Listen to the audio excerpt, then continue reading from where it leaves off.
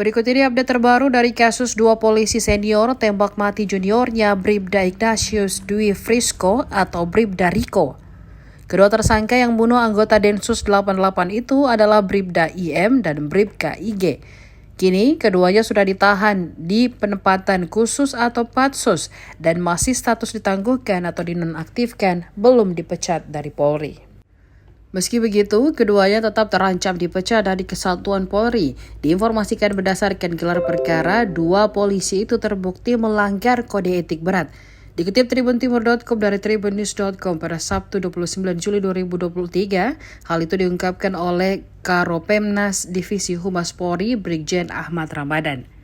Ia mengatakan penetapan kedua tersangka melanggar kode etik berat diketahui usai gelar perkara yang melibatkan Divisi Propam serta unsur satuan kerja di tubuh Polri.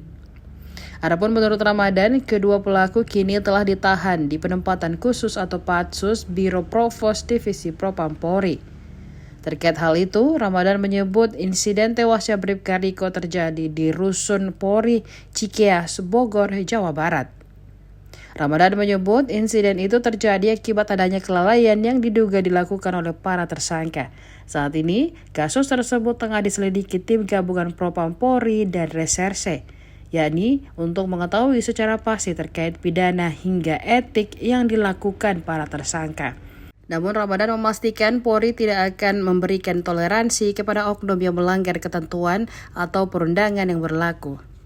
Sebagai informasi, menurut polisi, Bribda Riko tewas tertembak di kawasan Rusun Polri Cikeas, Gunung Putri, Bogor, Jawa Barat pada Minggu 23 Juli 2023 sekitar pukul 1.40 waktu Indonesia Barat. Saat itu, ia tewas karena tertembak seniornya yakni Bribka IM yang mengeluarkan senjata api milik Bribka IG.